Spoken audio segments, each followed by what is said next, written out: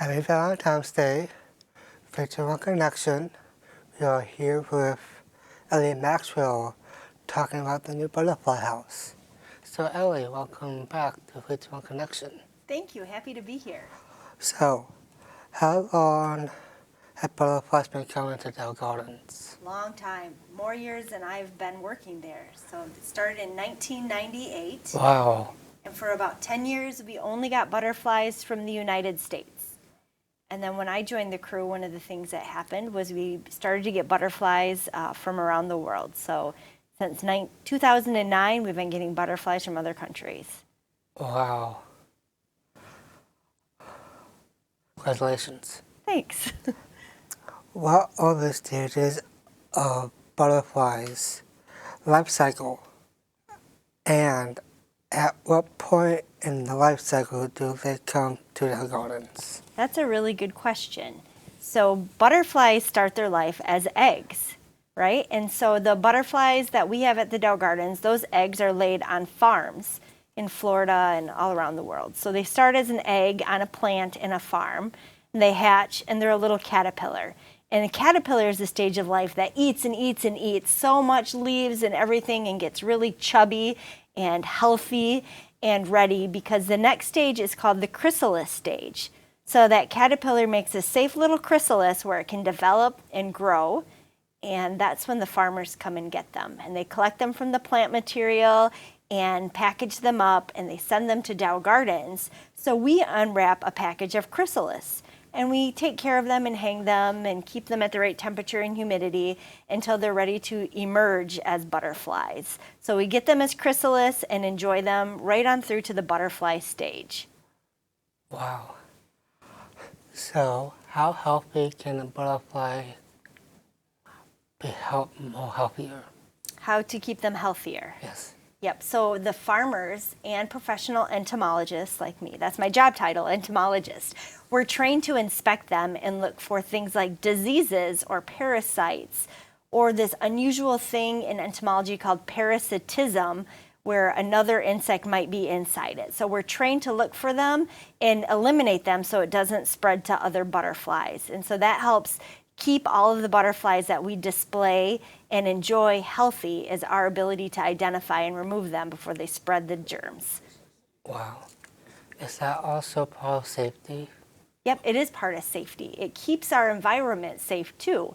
If we had butterflies from another country that had some sort of butterfly disease or germs on them and we got them into our environment, we could make other native insects sick.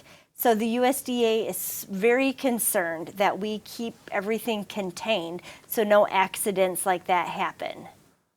Wow. Yeah.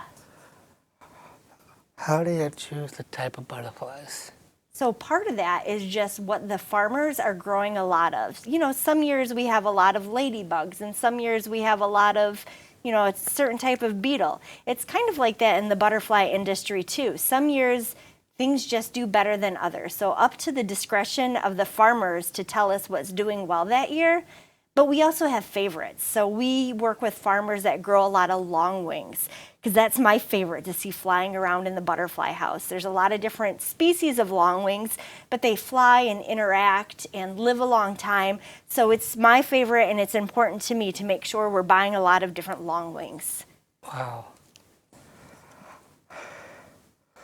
When can you get them? Do you just let them go in the butterfly house right away?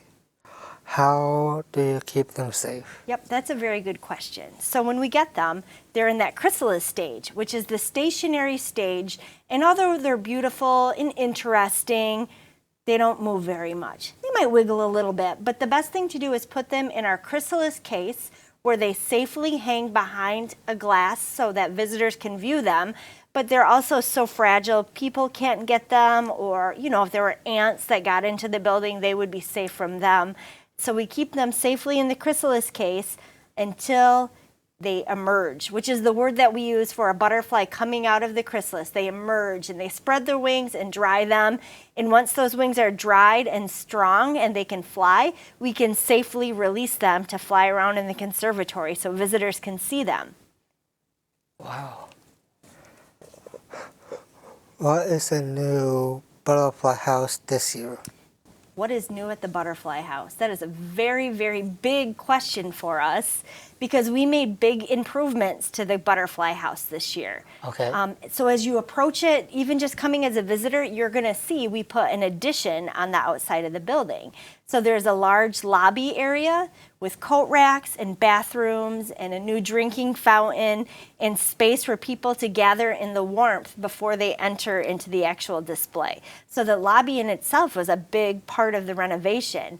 But as soon as you enter the butterfly display area, there are lots of updates to the building. So some are for safety of the butterflies, helps keep them contained. Some of them are to help the conditions feel better. We upgraded our heat HVAC system, so it should feel more comfortable for us and for the butterflies, keeps the humidity ideal. Boy, you know what? One of the big things is aesthetic. So we have a new water feature that's quite large, and it's got plants incorporated in it and many layers and little waterfalls, moving water and pools, and it's just beautiful. Wait till you see it. It looks very, very much improved. Wow. Can you just show up at the Dow Gardens to see the butterflies? I'm glad you asked that. You can just show up at the Dow Gardens to see the butterflies, but that is not the best way. We now have a method that we can sell time tickets to help people pace themselves coming in. Okay. It's possible you show up at the Dow Gardens to see the butterflies and you get the opportunity. It's also possible you turned away because all the tickets have sold. So we encourage everybody, whether you have a Dow Gardens annual card or you're going to pay just for the day, to go to the website and buy a ticket. And you'll get a time slot to come into the Butterfly House and experience it. And that'll really have you have the best experience with a crowd that's paced out over the entire day. Wow. Sounds like a lot of fun. It is fun. Where can we find out more about the Butterfly House? Yep, so join, log in on your computer or your phone, visit our Facebook page, our Instagram, we have lots of social media presence, or our website, www.dowgardens.org. You can stop in at the Visitor Center and verbally ask questions. You can call our Dow Gardens main line and ask questions. There's lots to learn and lots to see. Wow. So, what is your favorite butterfly? So my favorite butterfly, you know, I've seen a lot of our Michigan butterflies in the last 3 years, but I haven't seen a butterfly from another country in a really long time because it's been 3 years that we've missed the butterflies. So this year I'm saying my favorite butterfly comes all the way from South America, and it's the long-winged butterflies. That is very interesting. Thanks. Thank you for joining Virtual Connection. So, this is Ellie Maxwell, learning about butterflies. Go and interact with some butterflies at the Butterfly House. This is Virtual Connection. My name is Victor. My sign off. Happy Valentine's Day, everybody. Now this time we're here with Lisa Thompson talking about self-love beauty. Welcome to the show. Thank you, Luke, for having me. So, how did you get involved with self-love beauty? So I actually founded Self-Love Beauty. So really what inspired me to start it was my own journey. So I really struggled with self-esteem and confidence through my whole 20s. And so I thought, and I knew I wasn't alone, as you've probably struggled too. You know, we all have our moments. So I really thought it was important that I started a nonprofit to really help people gain confidence. Wow. Yeah. So how many years have you done this? Oh man, I have been doing this. So Self-Love Beauty has been around since 2012, but we became a nonprofit in 2018. So we'll be 5 years this year as a nonprofit. So pretty long time. Congratulations. Thank you. I appreciate that. So what inspired you to start Self-Love Beauty? So really what inspired me was my journey. So I think that, like I was sharing, I think I was really struggling for a few years with my own confidence and self-esteem. We all have our ups and downs. And so I really wanted to inspire people to have tools that when they're struggling, that they can, pull something out of their toolbox and say, okay, this is what's going to help me gain some confidence and really grow in those areas that they might be struggling. Wow. How do you help people get more self-confident? So I help them through a few things, or actually not just a few, a lot of things. So we have a lot of tools through our workshop. So our bread and butter is our workshops through Self-Love Beauty. So for instance, we help people overcome limiting beliefs, gain practices of self-care, learn how to understand their purpose and write goals to really help them align to that purpose. And we do this all through tools. So we're very tool-based because we know that people need skills to integrate into their lives. We want them when they leave working with us, that they have, not only do they feel safe and included, but then they have tools to really help them when we're not there, helping them every day. Sounds like a lot of fun. Yeah, I love what I do. Yeah, it is. Why is confidence so important? So confidence is important to me. Confidence is important for anybody because the more that you believe in yourself or get excited. So, before, I know that you like to swim, and that's probably something that you have a lot of confidence around, right? Because you're good at it. But maybe when you started, maybe you struggled a little bit, you weren't the best at it. So having the confidence to continue to believe in yourself, and then you continue to grow in the skill, and then it makes it easier to grow in other skills. So what do you think you're most confident in?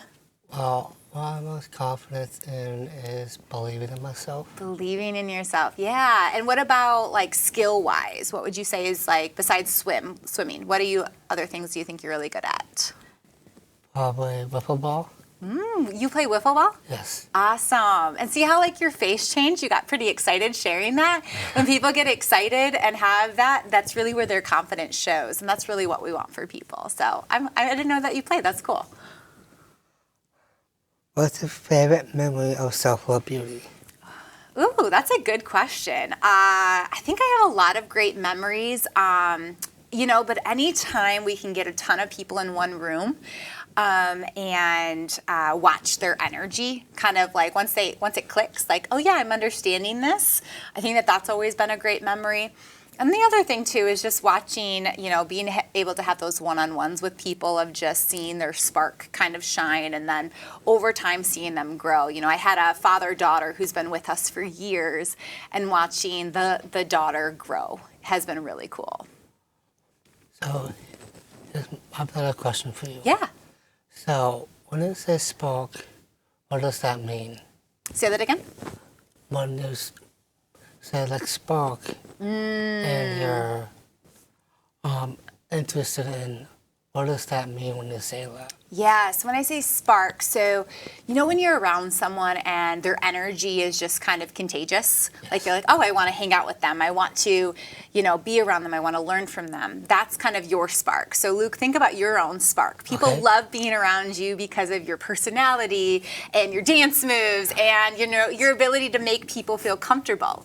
I see you smiling. Yeah, it's pretty contagious, right? And so people want to hang out with people like that. So the more that we can teach people to believe in themselves, you get excited, right? Yes. And then it's kind of that ripple effect into other folks.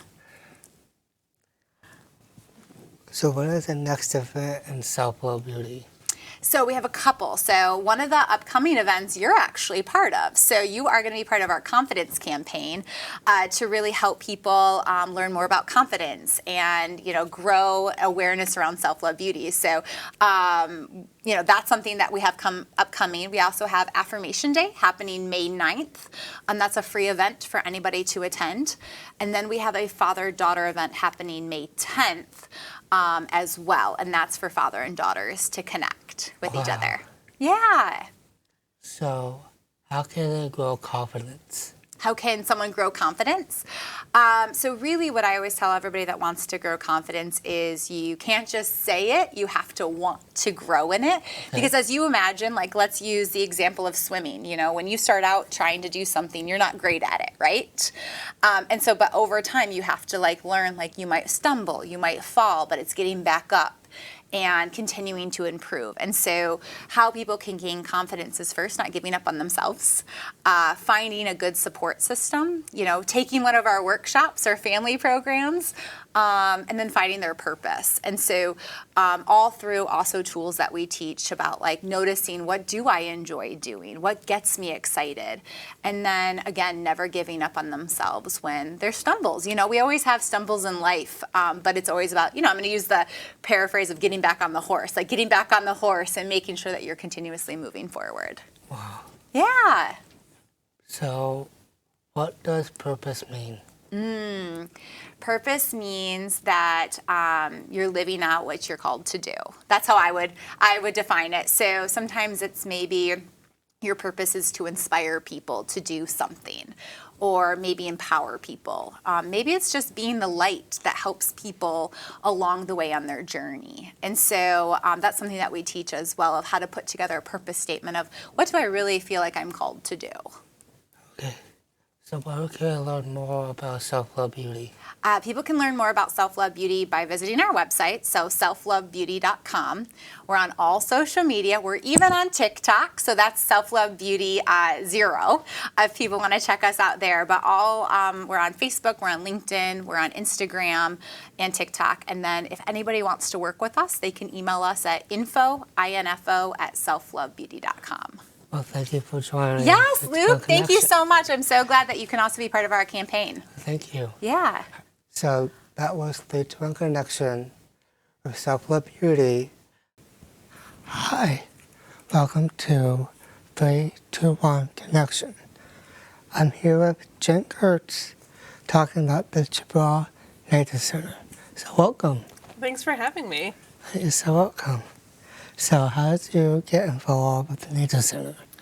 I started working at Chippewa Nature Center when I was working on my master's degree at Central Michigan University. I started as a camp counselor and fell in love with the work that we do at the Nature Center. And so I finished up my degree and stayed at the Nature Center, and I've been full-time there since 2007. Well, so that long ago. Yes. Congratulations. Thank you. So you said 2007? Yes, since So that's 2007. how many years? We're going on, I think, 21 years right now. Wow, congratulations. Thank you. So, what programs are at Chippewa Nature Center? Chippewa Nature Center tries to offer programs for people in every stage of life. So we have programs for very young children like We Stroll and Story Hour, all the way through adults and senior citizens. We'll go to memory care units and senior centers to do programs there. So we offer Nature Day Camp for school-aged children in the summertime. We offer Nature Preschool for 3 and 4-year-olds during the school year. We offer school field trips for students who are school age during the school year. And then we have over 300 public programs a year for families, adults, children.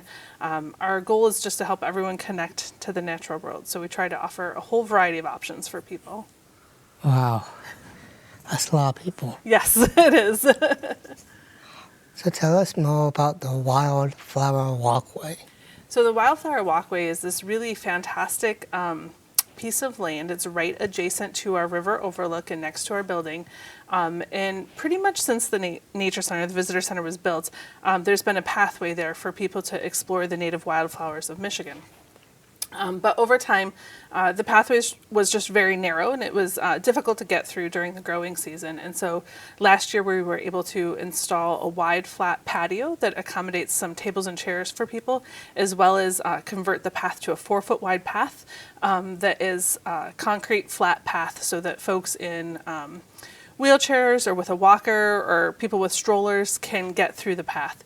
So it's just going to be a really beautiful area where people can explore wildflowers, but it's accessible. You can get to it right from inside the building. And during the growing season, when it's nice outside, we'll have tables and chairs out there for people to enjoy the space as well. Wow. Yeah. It sounds like a lot of fun. It's one of my new favorite spots. Yeah. Tell us more about the maple syrup season. So maple syrup season happens a little bit in February maybe this year, but in March primarily, and it's a magical time at the Nature Center and in Michigan. So maple syrup can happen when the temperatures during the day are above freezing, and Okay. at night they're below freezing. So we're kind of getting into that season now. We've had a little bit of it. And the sap then flows up and down the maple trees. And so we tap them, take the sap out, and then boil it into maple syrup. So during March, we have a lot of school field trips that come out to learn about that process. But every Saturday and Sunday in March, we have a program called Afternoons at the Sugar House, where folks can come out to the Nature Center and they can visit the Sugar House and take a hike in the forest where the maple trees are and learn what happens, like how you get the sap out, how you change it and boil it into maple syrup, and then how we harvest the maple syrup out of the evaporator pan. And then this year on March 18th, we have our Maple Syrup Festival. And so we have a big pancake breakfast, and we have different activities and games for kids, and people are invited to take a wagon ride down to the Sugar House and check it out. That does have a cost for it. It's $5 for adults who aren't Nature Center members, but it's free for CNC members and for kids. So it's a great opportunity to come out and get a little, hopefully sunshine, a little fresh air after the winter. Wow. Yeah. Sounds like a lot of fun. It is a lot of fun. It's one of my favorite seasons at the Nature Center. Are there any programs that are new? Yeah, we try new programs all the time. So some of the programs that feel new are ones that restarting after COVID. So some of our bird hikes and our wildflower hikes that are coming up this spring, they took a pause during COVID, so we're excited to get those up and running again. We're offering new programs all the time for school programs to try stay current with all the different school standards and things. And then we're offering some historical programs, some history hikes, some different activities at the homestead than we've done in the past during our homestead Sundays in the summertime. There's always something new and different changing, and we're very tied to the season. So I always encourage people to check out our calendar because that has all the details about all the different programming that's happening throughout the year at the Nature Center. Oh, that's really cool. Yeah, lots of different things. What's your favorite memory working at the Nature Center? Oh, that's a great question. I have so many amazing memories there. I think one of my favorites is working with kids at Nature Day Camp. I was a camp counselor for a while, and now I was a camp director for a while, and now I oversee the whole program. So one of my favorite memories is watching kids who are maybe a little bit nervous about being at camp or aren't super confident about spending the night in a tent, and giving them that opportunity and supporting them through that, and then seeing them come back as teen volunteers with us or as staff with us, and just really watching them grow and fall in love with nature the way that I love nature. Wow, Yeah. that's really interesting. Thank you. So you said you were a camp counselor. I was, yes. So when you were a camp counselor, what did you love about it? I loved spending time with the kids all day, every day, and I loved discovering things with kids. So when kids had the opportunity to catch their first frog, or be successful on their first camp out, or eat a s'more that they made themselves on a campfire, or catch a butterfly in the field, like I loved being along with kids when they made discoveries and just fell in love with nature. It was really fun to be a part of that process. Wow. So where can you learn more from the Nature Center? The best place to learn about the Nature Center is our website. It's chippewanaturecenter.org, all spelled out. And that has pages for all of our different programs. It has a calendar for each month of the year, and it has explanations about all of our different festivals and things that happen. Wow. Thank you for joining Virtual Connection. Thank you so much for having me. So that was Jen Kurtz from the Chippewa Nature Center, and I'm from the Virtual Connection, Luke John Wright, signing off. Nicely done.